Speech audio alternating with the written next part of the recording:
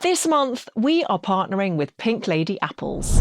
Hello and welcome to How to Fail. This is the podcast that believes failure is not a verdict on your character. Rather, it's how you respond to it that counts. Before we get started on this conversation, please do remember to subscribe and follow so that you never miss a single episode. The truth is, the first ever read-through of Industry season 1, I was so nervous. I was cast last. What was slightly difficult about Back to Black was that there were paparazzi on set whilst we were filming. Went for the biopsy, got a phone call a couple of weeks later saying it is cancer. My guest today is an award-winning actor who booked the part that would change her life in her final year of drama school. That part was a role in a new ensemble show set against the febrile backdrop of London's financial district. It followed the lives of a group of new graduate interns at a prestigious investment bank. It was called Industry, and it became a critically acclaimed smash hit for HBO and the BBC at the same time as making today's guest, Marisa Abela, a star. Abela's portrayal of Yasmin, a troubled, ambitious young woman with some serious daddy issues, won her plaudits and a leading actress BAFTA. It also caught the attention of some high-profile directors. She went on to star as Amy Winehouse in the Sam Taylor Johnson-directed Back to Black, and Steven Soderbergh cast her in the spy thriller Black Bag. Now Abela returns for the hotly anticipated 4th season of Industry. Abela grew up near Brighton and won a drama scholarship to Rodine School.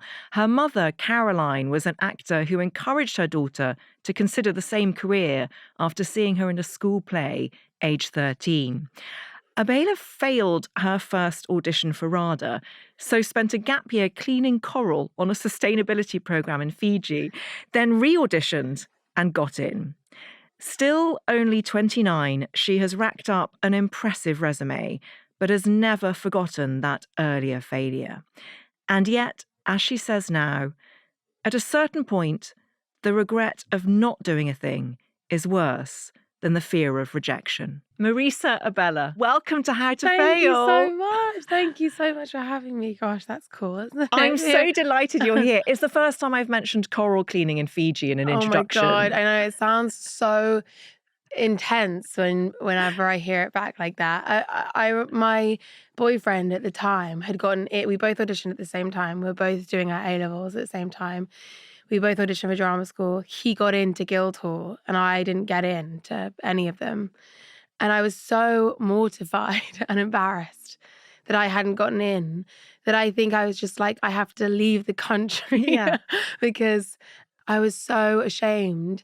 I wanted to sort of make it seem, I think, like, oh, well, everything happens for a reason. I'm going to go do this amazing thing. So I chose the most extra thing I could possibly do. And I remember sort of standing on the front of this ship that takes you from mainland Fiji to like this little island that I was cleaning coral on and being like, what the heck? I was like a good 12 hours ahead of all my friends and family. And I was like, uh-oh. But it was really fun. Well, what's the secret to cleaning coral? I mean, literally, you're just sort of going around cleaning coral with a toothbrush. Wow. Because they overfish, so the fish can't clean the coral and the coral dies and all that. And then I came back and got obsessed with applying to drama school again, but you know. And you got in. I got in. The New Yorker named Industry their best TV show of 2024. Insane, yeah. Whilst that's great, does it also put an element of pressure on? Do you feel like you can take fewer creative risks? Well, no, I don't feel like that. And I don't think any of us do. I think that's one of the magic things about the show is that like it's quite sort of experimental in the sense that none of us are that vain or precious about our performances. It's pretty wild on set, which I love. But I do think the only fear I have is that the reason people loved it so much is partly because they got to discover it for themselves and decide for themselves that this this is something that's good. Like anything, I think when people are told something's great, then they start to be like, well, actually, you know what I mean? Yeah. And we haven't had that much well, actually, so the industry because of the way that it started as a kind of cult favorite. So I just hope people still are able to feel that it's theirs. I think as a show as well, it does a great job of painting this portrayal of privilege, but also showing how pain can exist within that Yeah. privilege. Oh, yeah, for sure. And we were chatting before we started recording about our shared love of reality TV. Yes. My favorite subject. Yeah. Thank goodness. I've 'cause- actually saved the last 2 episodes of both Beverly Hills and Salt Lake for my flight that I'm Great. about to take, because I'm like, that's 4 hours done. You have a treat in store. Thank you. And this might sound like a facetious question, but I don't intend it to be at all. I feel that I can see the vernacular of the Real yeah. Housewives and Below Deck actually yeah. in industry. Yeah, for sure. Well, Mickey loves, one of the writers loves Bravo. But also, I mean, sometimes Mickey will come up to me and be like, when we're working, and be like, what franchise are you watching right now? I'll be like, New Jersey. And he's like, stop. Right, yeah. You're not getting what you need for your methos from New Jersey. Like, really, Teresa. There's one scene in, I think it's season 2 with Kenny, played by Connor McNeil, where he comes to collect Yasmin outside of a private equity meeting. And I'm like, I have a real go at him. And I've got my sort of finger in his face, and it's quite gangster. And after that, Mickey came up to me and was like, stop with New Jersey. That's hilarious. I know. It is funny because of these, I mean, for me at least, I get very affected by what I'm like reading, listening to, watching. So I have to be careful a little bit with Housewives when I'm working. I mean, before we get derailed entirely, because I could spend the entire podcast talking about this. No, please don't apologise. That was totally me. Let's get on to your failures. Yeah. Because we were touching there on the idea of privilege on paper not necessarily translating to one's soul. And your first failure is your failure to be an interesting teenager, which is brilliant. Yeah. When you were a teenager, you got this drama scholarship to a posh school, basically. And I just wonder if you could tell me what kind of teenager you were like before we get on to whether you were interesting or not. Well, I was 11, obviously, when I got into it's Rodine that I went to.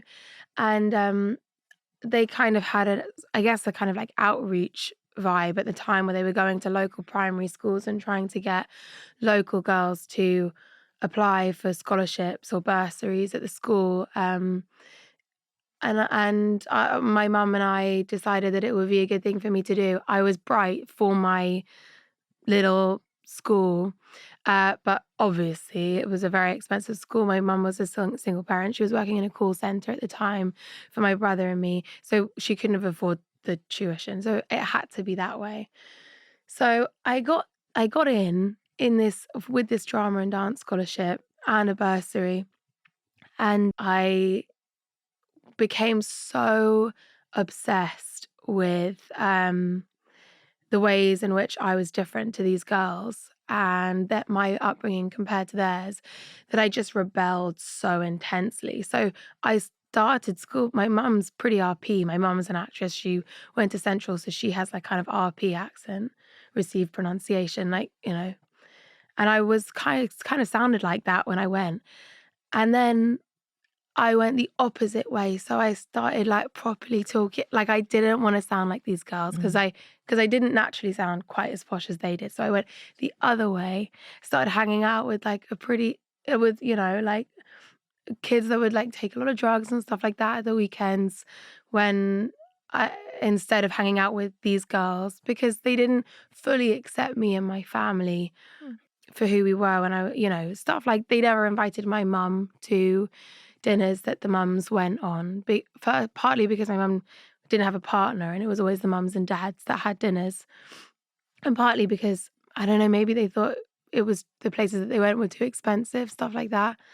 So I was mortified. I remember they came once they came around to I invited people around to my house, and they stood in my hallway and sort of held hands like this to see how it was so funny that like only 5 of them could go from one side of the house to the other. And I was so embarrassed that I became, and this is that's the origin story. And the reason I sort of go into it so intensely is because I then became like a terror. And I was not nice to be around at all. And when I say I failed to be an interesting teenager, I guess what I mean is like I failed to be a kind of a nice teenager. I just didn't want to say that because I feel bad for my sort of teenage self. But also, I think it wasn't interesting. I was just so interested in what people thought about me. My first failure, I think, is just my teenage years. Those experiences really do go deep. Yeah. And I had not entirely the same thing, but I grew up in the north of Ireland, didn't pick up the accent, Right. went into secondary school, Yeah. didn't fit in, Yeah. found it very difficult just because I spoke the way that I do. Yeah. And then I got a scholarship to a boarding school in England, Right. where because I sound the way that I do, I was accepted, but I still didn't fit in. Right. And I read something that you said, which I really related to, that idea of code switching. Yeah. Like you become very used to Totally. adopting one persona and one way of speaking with one group and then switching.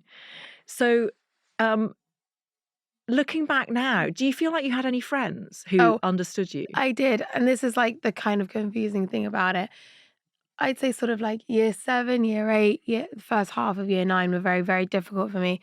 I was embarrassed of my home life and I was embarrassed of like, there was a lot of shame. And then everything changed when I sort of was about 14. And then I became kind of, I wouldn't say popular because I don't think anyone really, I don't know, other than my close group of friends.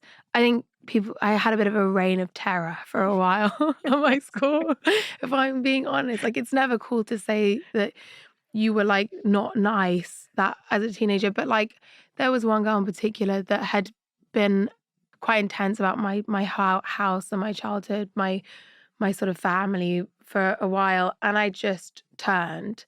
And when I turned and was like I didn't accept it anymore, to put it nicely, I became kind of like, I guess, kind of that figure in the year. And I was, for want of another word, popular, but not in like the way that I would have loved to be. I kind of ruled with an iron fist a little bit. You were powerful. I became quite powerful. 14 to sort of 16, at least 17, those terrible years for anyone. Yeah, But do you know what? I think first of all, this is incredibly self-aware of you to understand this about yourself as a teenager when you haven't yet turned 30. Still, I haven't. No, I haven't. And secondly, I think lots of people listening to this will either relate or find it incredibly helpful in terms of understanding the minds of their teenage children. Because it sounds to me, as you're expressing it, that what you were doing was about survival. It was totally about survival. I felt like in order to not be like the weakest link in the herd, I had to become like the alpha. And it was an all-girls school. Had to become like the alpha female. I was like, oh, I have to be the most something. Like, I can't just kind of get by. Like, if I want to survive and be successful in my environment, I need to completely excel at whatever it is I'm trying to do. And that definitely still exists within me, that feeling. But I wish that like I had been able to just sort of sit back and relax a bit more. But it served me well. I then, as that person, was like, well, I think I started from that age manifesting without realizing it, to thinking, well, why not? Why wouldn't I get into RADA? People were giving me the numbers, 4,000, 5,000 people apply and 20 people get in. And I was like, well, so 20 people get in. And I think that you have to have that mindset a little bit as an actor, because otherwise the numbers are too terrifying. Why would anyone do it? No matter what people say, you have to believe in some way that like you can be the person to get that job. Fascinating, because there is, I relate to that in terms of being a writer of books. Right.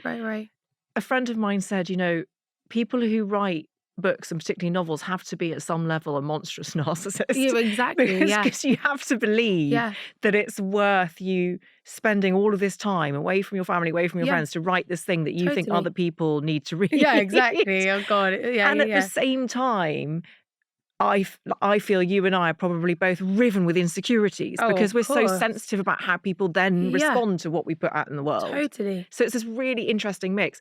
What were you like at home, though?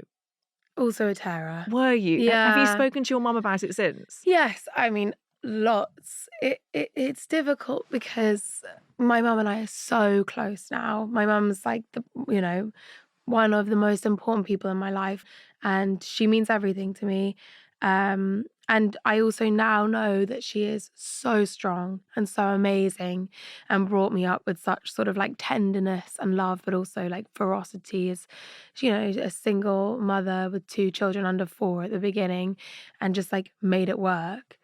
But there was a time where the power, as you put it, became kind of like I was then searching for the like boundary of this power. Like, when is someone going to tell me to stop? Yeah.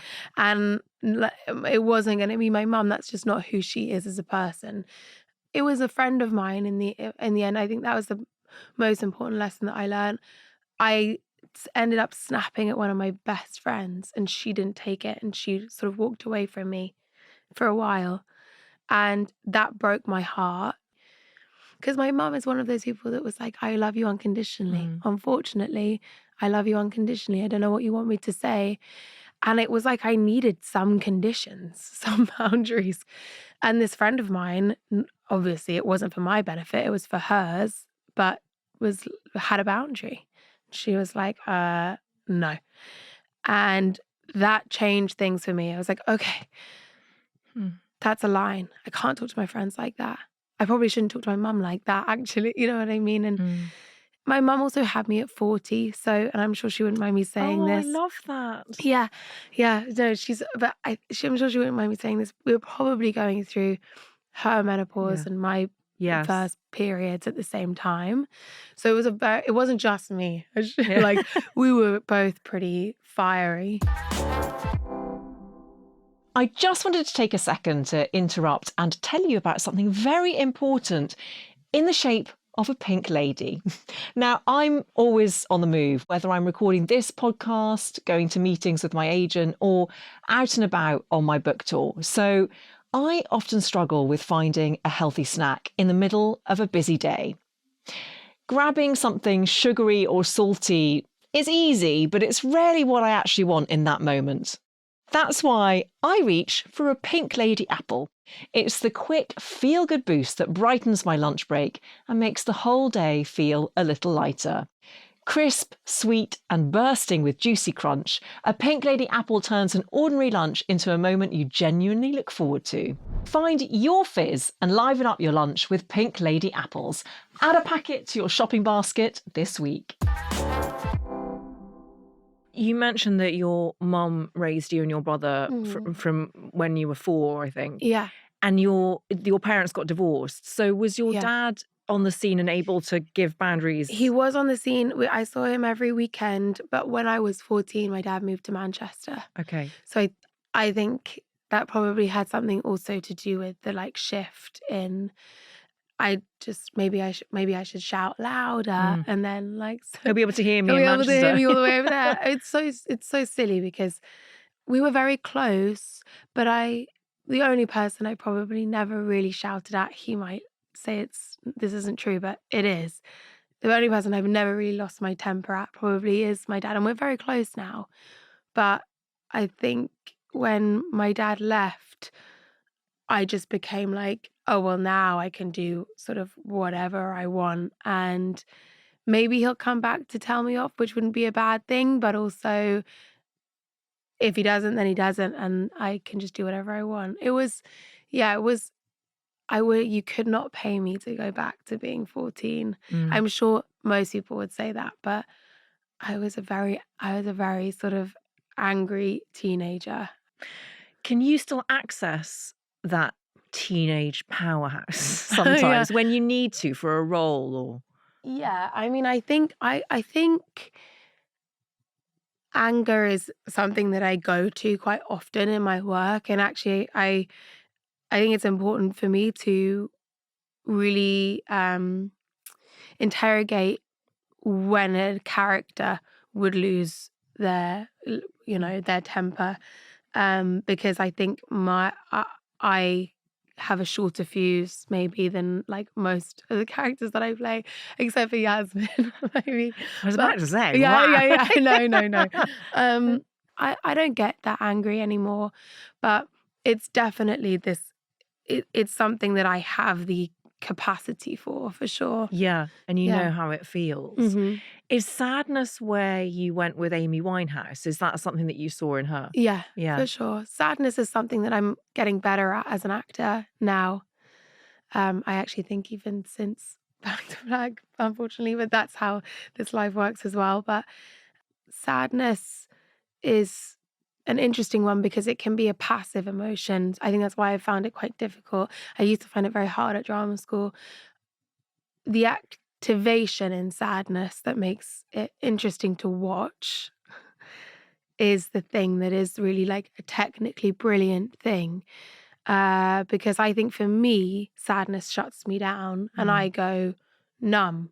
And that is not, if you're sort of in first circle and you're not sharing anything with an audience, it's not particularly interesting to watch. So finding like the activity in sadness has been, a kind of like recent exploration for me as an actor. And it's Back to Black was really useful for it. My final question on this failure is you talked about that experience at Rodine where Mm, you became fixated on what other people were thinking of you and yeah, how to control that. yeah.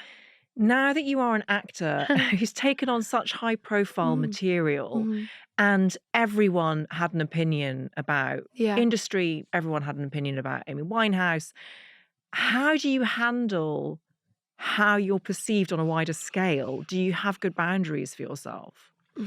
No, unfortunately, not really. It's funny. People, I would never say that I'm like a people pleaser. I don't think I am because my issue has never really been whether people like me as a person, because I know, who I am and the people that I love do. But as an actor, you know, the ultimate goal is people saying, I love your work.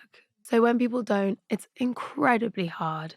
I don't know how people don't find that hard. The sadness that comes with people not enjoying something that you've created is it's devastating, and I don't think it ever won't be. I don't know. What do you think? I It, love that you said that. I totally relate. I yeah. mean, it's not on the level that you experience it at, Right. obviously, Yeah. but a commitment to creating something Mm, and a commitment to meaningful conversation and communication mm. at its fundamental, it all comes from my desire to connect. Yeah, yeah. And if I feel like I haven't connected Mm. in the way that brings enlightenment or illumination or joy, then that is so upsetting. Yeah. If someone, and sometimes it feels like someone's willfully misinterpreting. Right. But I've come to the conclusion that it's better to connect on any level, even if someone hates a book Yeah. that I write. Yeah. It's better to have elicited that response than none at all, Yeah. Yeah. because Yeah. at least they're feeling something. Totally. So that's, I think, my own tactic. And I Yeah. don't read reviews anymore. I'm actually Me so proud of neither. myself for not reading. Yeah. Even though I know of the existence of negative reviews, I Right. refuse to read them because I refuse to surrender that power. I completely agree. What was slightly difficult about Back to Black was that there were paparazzi on set whilst we were filming. So the feedback to that was immediate. And I had to go back into work the next day and carry on filming, even though, pictures were coming out day by day and there was a negative reaction to it online. That was incredibly difficult and sort of took me into a kind of trance-like state, I think, about the like, okay, I just got to keep going, keep going. And I don't, similar to people that, if you're doing a play and it's getting terrible reviews and you've got to go in every night and keep doing that play that people in the audience have read are terrible. So they're coming in with a kind of bias already. It's just so hard. So I hard. think that's harder. Yeah.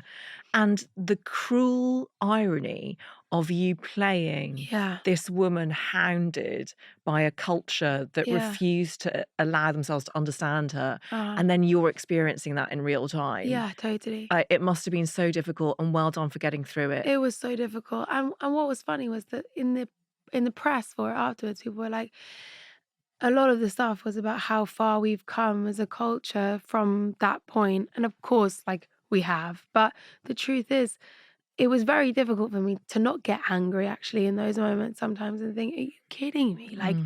it was really hard I mean, the paparazzi as well, mostly men, and they'd get right up in my face and say things to me, like almost heckling me while I was on set. It was like violent and it was horrible.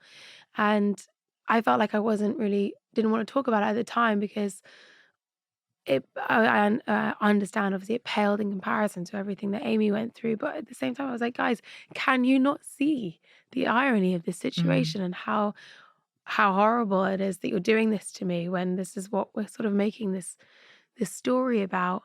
Um, it's taken me a while to be proud of that film and to be proud of my work in it, but I am now, partly for just doing it Yeah. whilst that was all happening.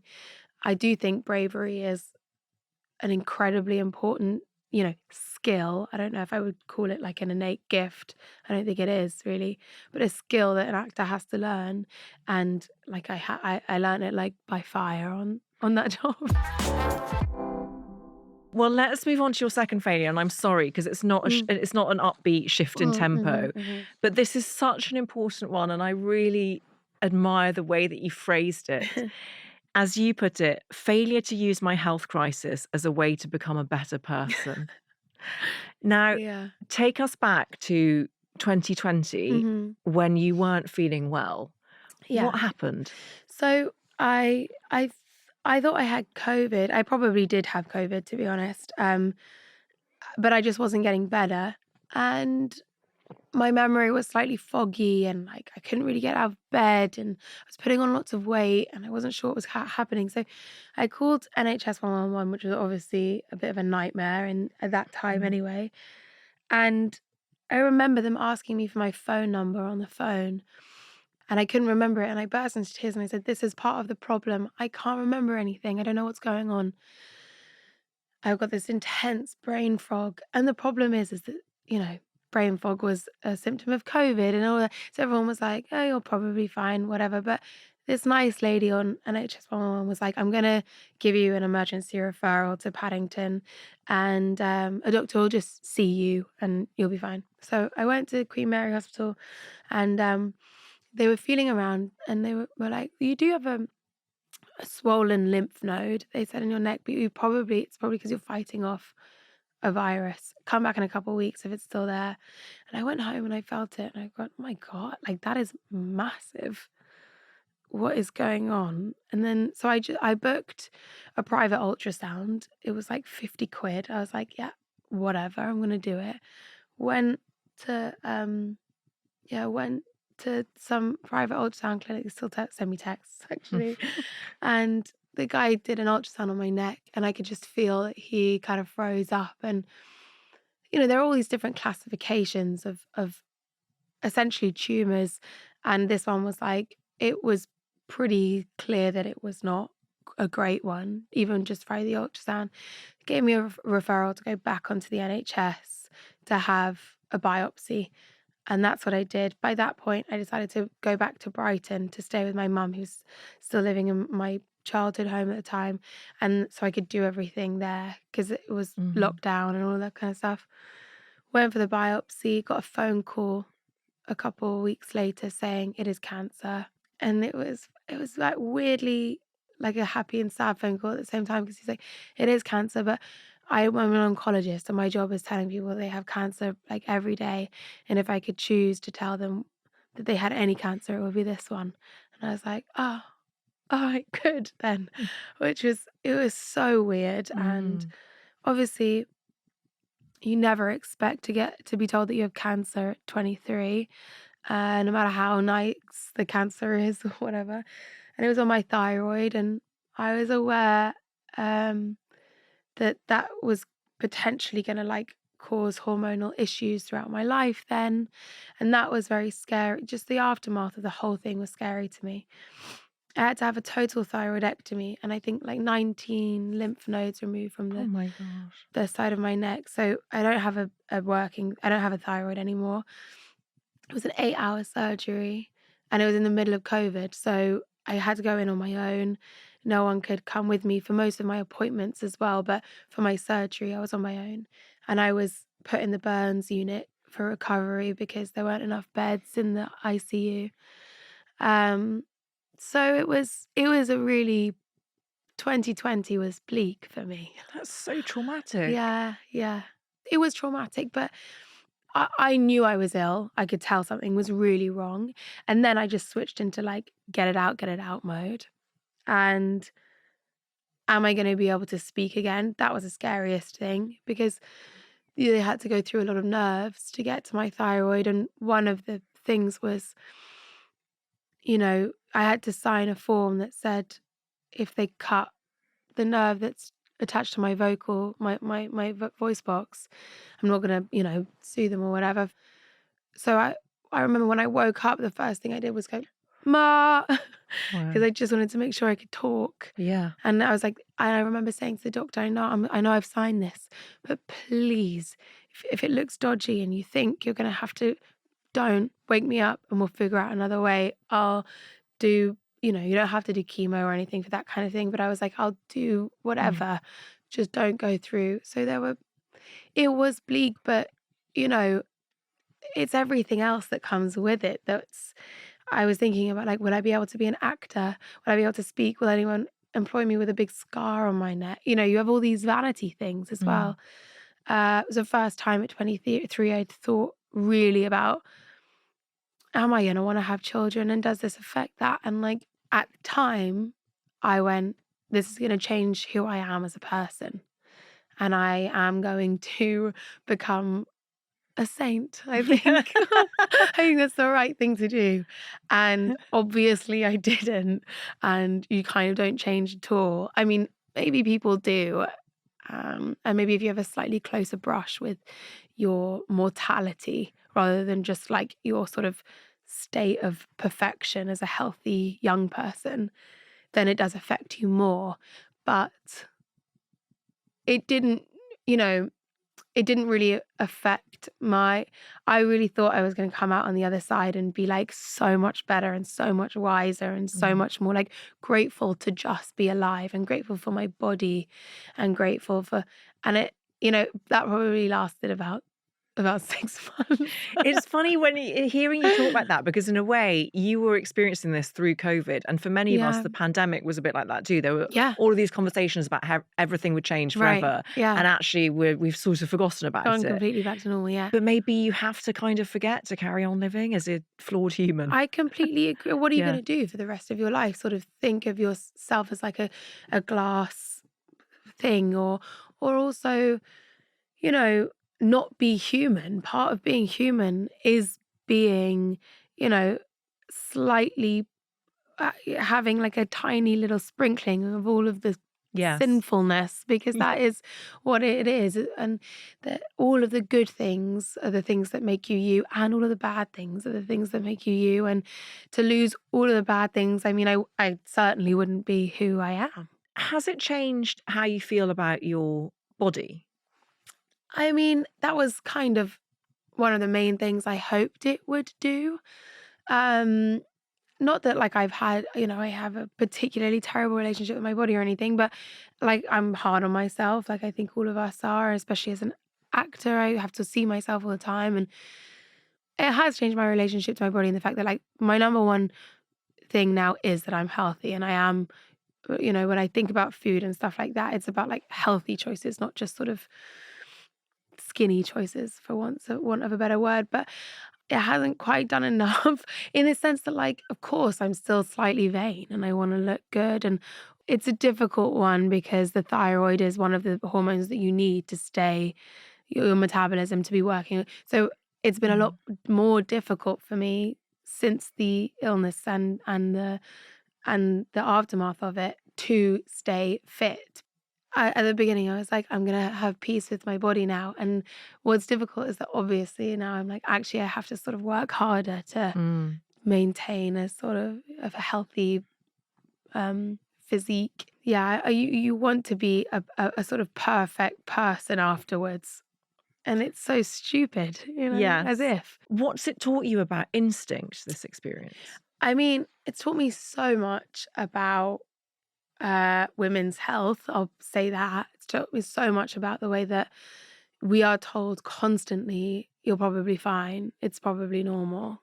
I just would say to any women, especially a young woman, because you're told that like you're perfect as a young woman and everything starts to get tricky when you get older. But if you think something's wrong, insist on the fact that something's wrong. And then, if you turn out to be wrong, sorry. Yes, what's the worst that can happen? What's the worst that could happen?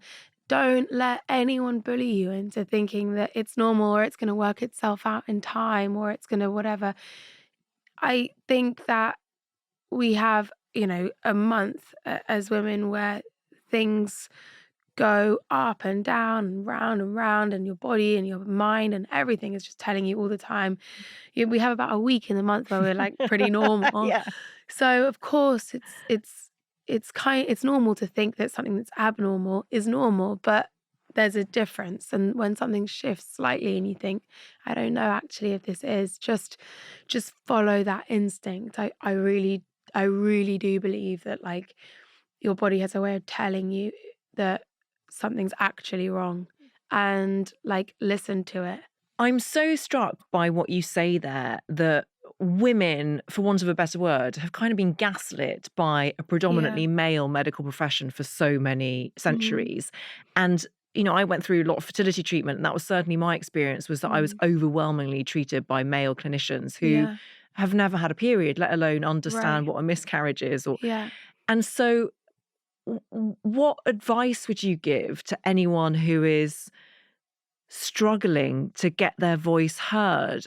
Women's health, for me, seems to be sort of private completely. Like it is the only thing on the NHS really where it's very difficult to get a gynecological appointment. And so it seems like a privilege to care about your health as a woman, which is insane. I mean, you're not alone and you're not crazy for thinking that like people aren't listening to you and that it's very difficult to get seen. Look up, these are my symptoms. Who's best for me to see? What kind of doctor should I be seeing? What should I say when I go in? Yes. Go in armed with information, because like no one's gonna help you as much as you can sort of help yourself. Find out what to say and how to say it. Yeah. Because sometimes it's such an intimidating thing. And the way that we've been raised is to revere medical professionals and defer to them.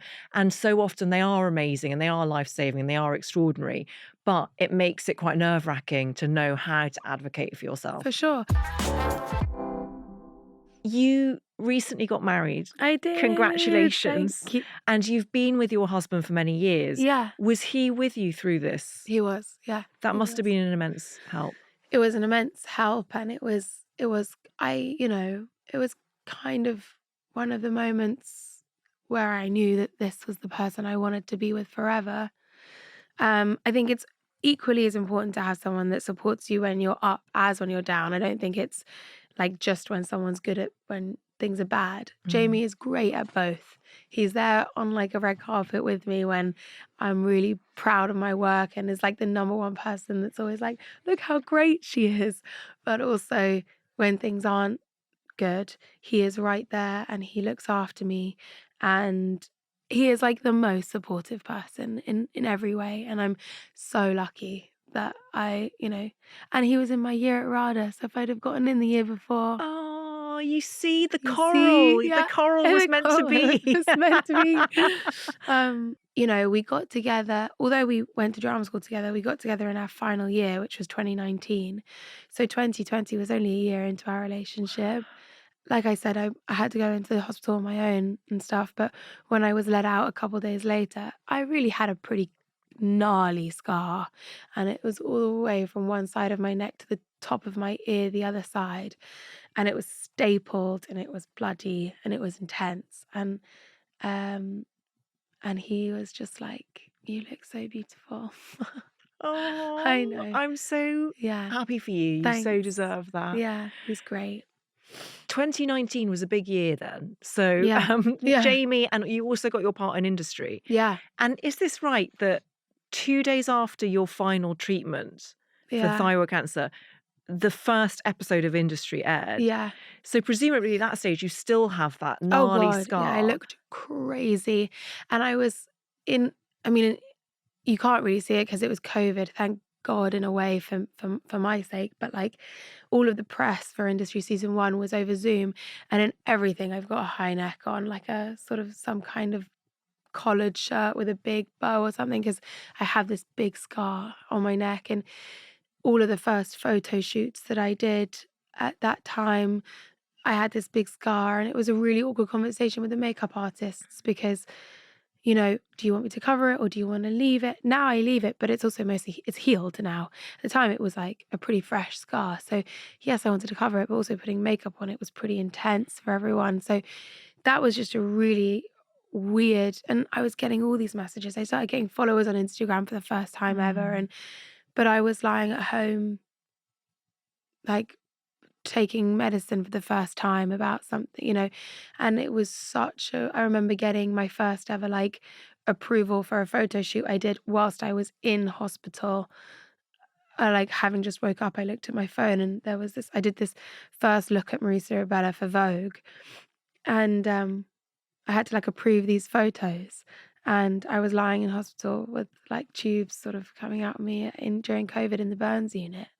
I thought, That's yeah, they'll crazy. do. That is crazy. Yeah. Your final failure is about Industry, but I Yeah. wonder, before we get into the detail on that, Yeah. this idea of your body Mhm. being seen in one way, in whether it's a photo shoot for Vogue or in Industry, Oh my because god, yeah. so much of that first season was exploring Yasmin's Yeah. sensuality. Yeah. And then certain tabloids picked up on that. Yeah. And I imagine it felt very objectifying. And Yeah.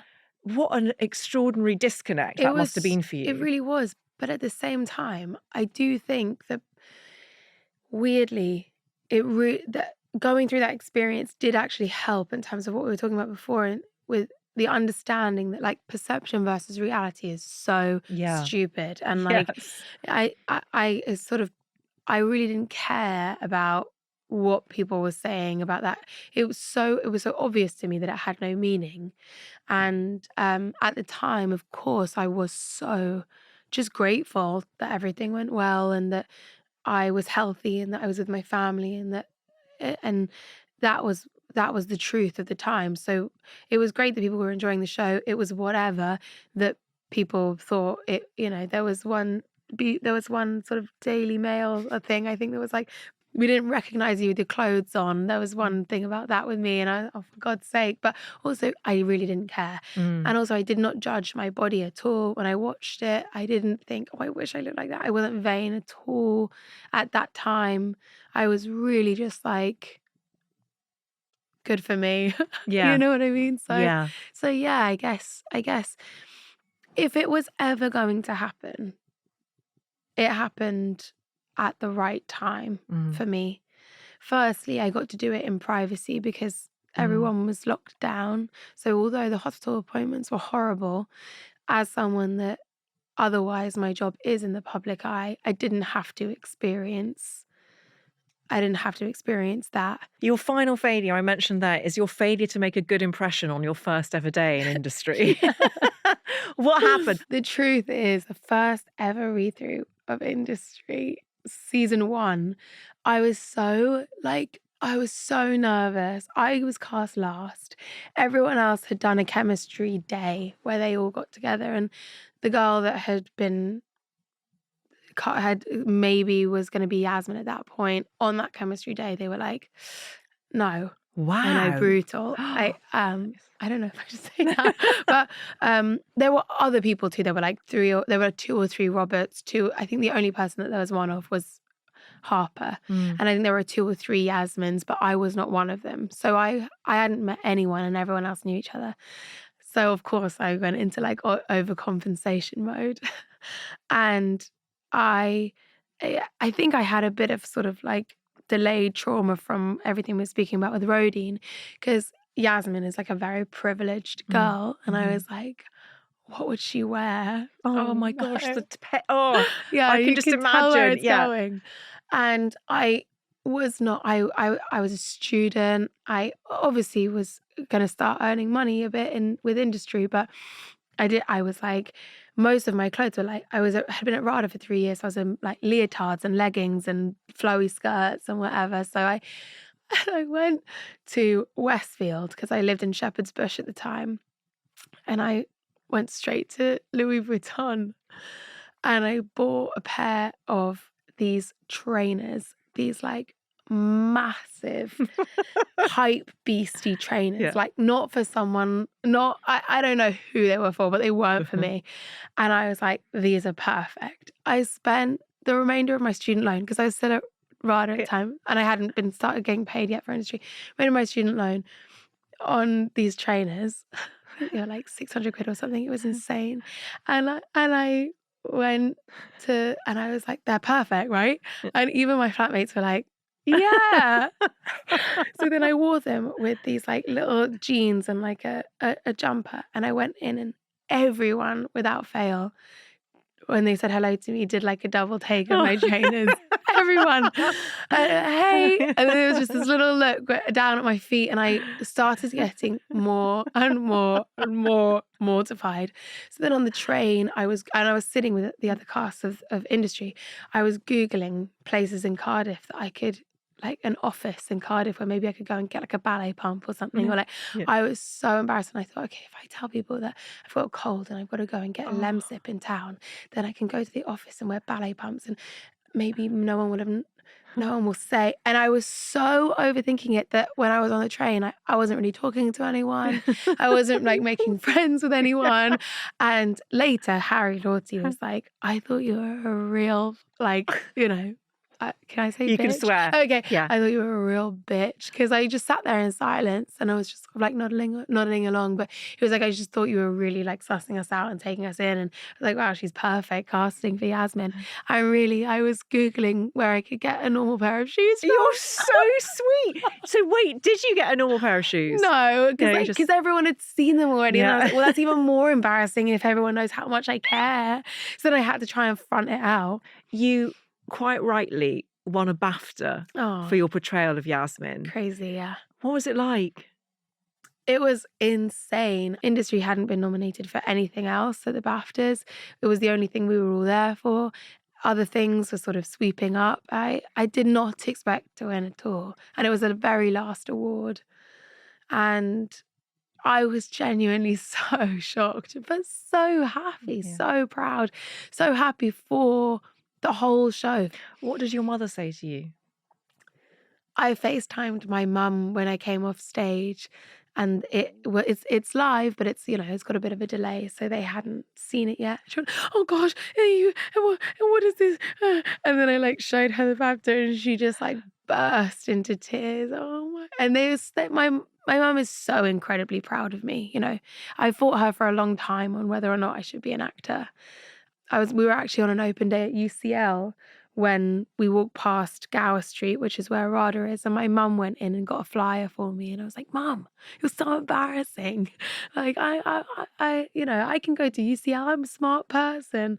But my mum knew that it was a thing that really lit me up, and she always gave me the confidence that I could do it. And I also think she wanted me to know that just because she had to work sometimes in a call center or in other jobs, it didn't mean that she was a failure as an actor. That's what I'm most grateful to her for instilling, not only the love of this industry and of the work in me, but also the faith that it's all going to be okay, and the knowledge that like if you get to do what you love, no matter how often you get to do it or what it is that you're getting to do, like you're not a failure, you know? What an amazing note to end on. And Yeah, we're yeah. so grateful to your mother too, Yeah. because without her persistence, Yeah. we wouldn't all have the joy of seeing you bring the truth of humanity to our screens. Thank you. And you're only just getting started. And I'm so excited about what the rest of your career will hold. Yeah. But if we can end on a note for the industry fans, Sure, let's because do I it. haven't asked you about season 4, Yeah. but I know also you can't really tell us. Right. So I'm just going to ask you to give me 3 words Okay. that sum up Yasmin's journey in season 4. Ooh, God. No pressure. I'll do it like in order of what it is in this season. Mm-hmm. So I would say it starts with support. The middle is clock on, like that sort of switch that Yasmin gets in her eye, you know. Yes. Clock on can be a word. So support, clock on, and then domination. Oh my gosh, yes! Domination, we're Yeah. leaning into the teenage power Right, of Marisa exactly. Abela again. Yes, yeah. Marisa, I've absolutely loved this conversation. thank You're you so such an old much. soul. It's been completely fascinating. Thank you so much for coming on How Thanks to Fail. so much for having me. Thank you so much for listening and watching. All episodes in January are brought to you by Pink Lady Apples. Please do follow How to Fail to get new episodes as they land on Apple Podcasts, Spotify, Amazon Music, or wherever you get your podcasts. Please tell all your friends. This is an Elizabeth Day and Sony Music Entertainment original podcast.